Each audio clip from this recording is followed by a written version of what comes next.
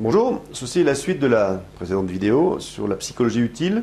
Alors une petite astuce en passant, si vous arrêtez de fumer ou si vous voulez arrêter de grignoter entre les repas, sachez que l'envie d'en griller une ou de foncer dans le placard dure en moyenne 5 minutes. Donc vous vous occupez autre chose, c'est le temps de 2 chansons, de passer un coup de fil, et vous verrez que cette envie qui semble très impérieuse, elle décroît ensuite fortement ou elle disparaît. Donc une fois qu'on sait ça, on a plus de facilité à gérer ce genre de petit phénomène qui dure 5 minutes. Bon, on va revenir au sujet précédent. Supposons que vous voulez vous lancer dans une activité, que vous n'avez pas d'amis qui vous suivent. Alors, grâce à Internet et des applications iPhone, maintenant on peut compenser. Alors, le principe de base a été mis au point par des étudiants un peu fainéants. Ils avaient décidé de se réunir tous les soirs à la bibliothèque du campus pour travailler, parce qu'on n'a pas le droit de faire du bruit. Et pour consolider cette louable intention, tous les lundis, chaque étudiant mettait $50 dans un pot commun. Et en fin de semaine, le total du pot était partagé entre ceux qui étaient allés à la bibliothèque tous les soirs.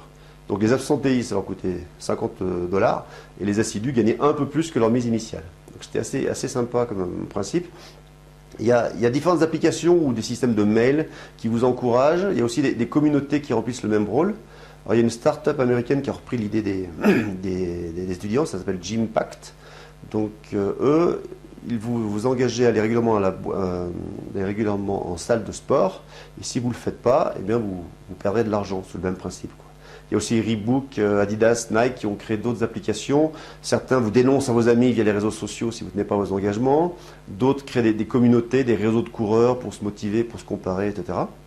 Alors une autre idée qui peut être d'ailleurs une idée de business à développer en France, c'est une salle de sport gratuite qui vous facture vos absences en quelque sorte. Voilà. Alors une autre manière, on change de registre, une autre manière de se motiver, c'est ce qu'on appelle la technique du crapaud. Supposons que vous deviez manger un crapaud par semaine. Quel moment vous choisiriez ? Dans l'idéal, ça serait sans doute de le faire dès le lundi matin, histoire d'en être débarrassé pour la semaine. Alors pourquoi ne pas faire la même chose pour tout ce qui traîne, vous traînez depuis des semaines, depuis trop longtemps, que ce soit repeindre la porte du garage, désherber l'allée, demander une augmentation, faire un courrier, revoir vos assurances, que ça touche l'argent, la santé ou autre chose. Faites-le, vous verrez, une fois que vous l'avez fait, vous serez de bonne humeur pour la semaine, vous serez très content de vous, et votre conjoint vous complimentera en plus.